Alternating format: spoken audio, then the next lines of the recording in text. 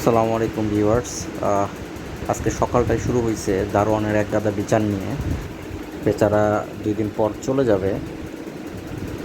যে কারণে এক গাদা বিচার নিয়ে আসছে, কারণ আমরা সবাই এই বিল্ডিংয়ে যারা থাকি, ফ্ল্যাট ওনার যারা আছি, সবাই মোটামুটি যার যার সার্ভিস চার্জ দিয়ে দিয়েছি। শুধু একজন সার্ভিস চার্জ দেয় নাই, যে কারণে তার কাছে বারবার চাওয়া সত্ত্বেও সে সার্ভিস চার্জটা এখন পর্যন্ত দেয় নাই।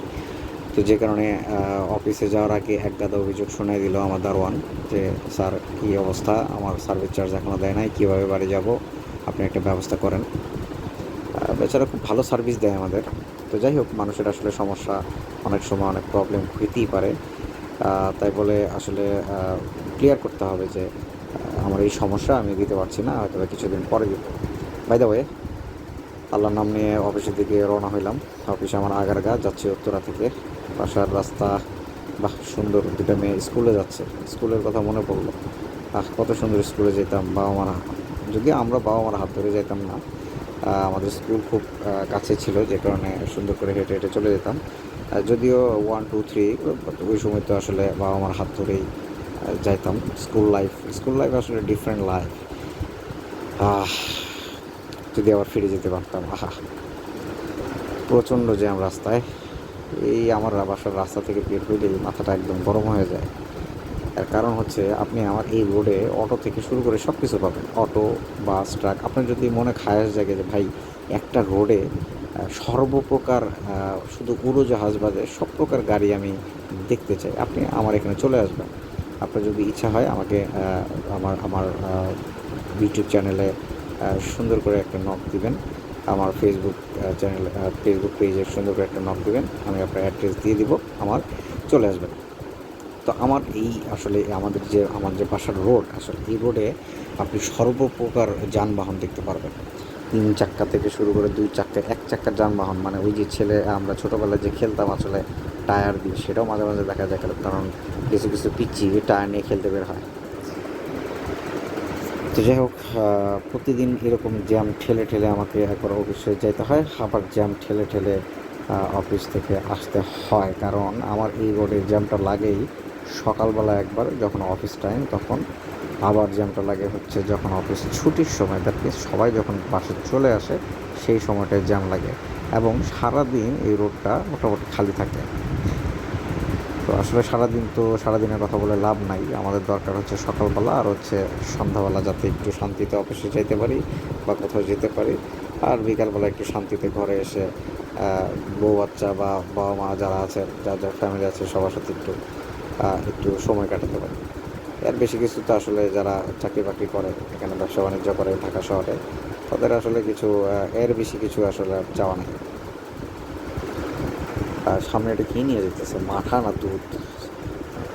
যাই হোক, হয়তো বা মাঠা। সামনে প্রচণ্ড জ্যাম দেখে বাইপাস রাস্তায় চলে আসলাম। এটা একটা ট্রিকি রাস্তা, যেহেতু সামনে রেল ক্রসিং, সে কারণে আসলে এই সাইড দিয়ে চলে আসলাম। এই রাস্তাটাও নতুন হয়েছে, খুব রিসেন্ট হয়েছে আর কি। রাস্তাটা খুব ভাঙা ছিল, আমাদের রাস্তাটাও খুব রিসেন্ট হয়েছে। আগে প্রচণ্ড ভাঙা ছিল, পানি জমা থাকতো। তো এখন আলহামদুলিল্লাহ মোটামুটি সেখান থেকে একটু উত্তরণ পাইছে আর কি। তো যাই হোক, আপনারা ভিডিও দেখতে দেখতে আমার যে চ্যানেলটা আছে, AR মোটো ব্লগ 10, একটু সাবস্ক্রাইব করে নেবেন। আর আমার যে ফেসবুকে যে ইয়াটা আছে, এটাও লাইক, কমেন্ট, শেয়ার করবেন।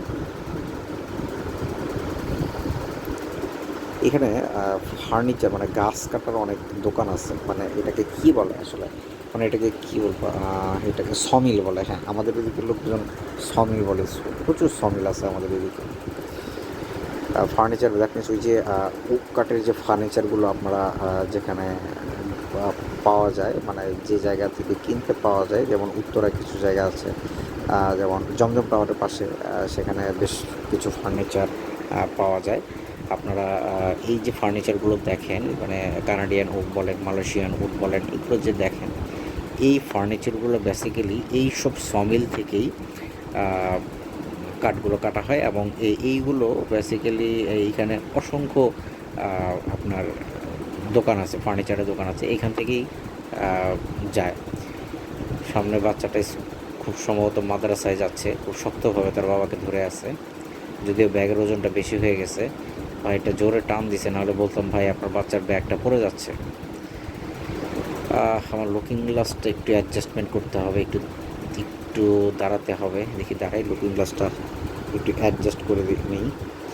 কারণ প্রতিদিন এই গ্যারেজে, মানে আমার গ্যারেজের পাশে 2-3টা বাইক থাকে। আমার মানে একটু কনজাস্টেড হয়ে গেছে গ্যারেজটা, বাইক বেশি, যে কারণে প্রতিদিন মানে আমার পাশে যে বাইকার, খুব সম্ভবত ওনাকে আমি আসলে দেখি না কখনো, আমার খুব ধরার ইচ্ছা। উনি প্রতিবার বাইকটা বের করার সময় সকালবেলা আমার লুকিং গ্লাসে একটা গুঁতো দিয়ে যায়। তো আমার দারোয়ানকে বলছি যে ওনাকে বলবেন, কিন্তু লাভ হচ্ছে না।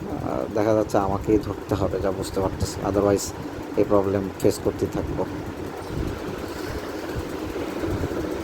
এখন আছি সেক্টর 6 ক্রস করতেছি।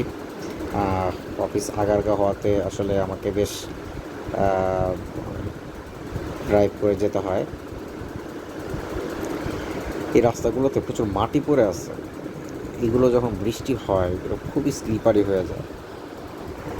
বাইকারদের মেন শত্রু হচ্ছে বৃষ্টি, আর হচ্ছে এই যে মাটি যা দেখতে পাচ্ছেন, এই মাটিগুলো প্রচণ্ড স্লিপ করে।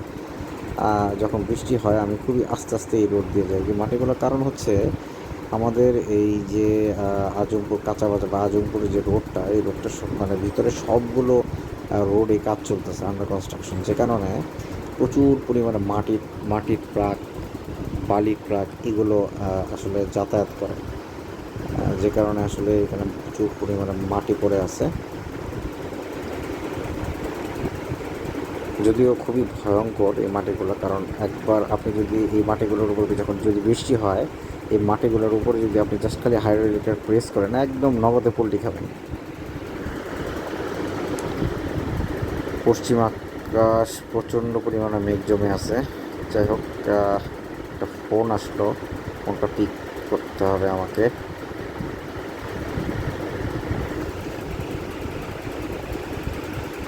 একটু দাঁড়াই, কারণ ইমার্জেন্সি ফোন, বেশ কয়েকবার ফোন দিয়েছে, আমি আসলে ধরতে পারি নাই।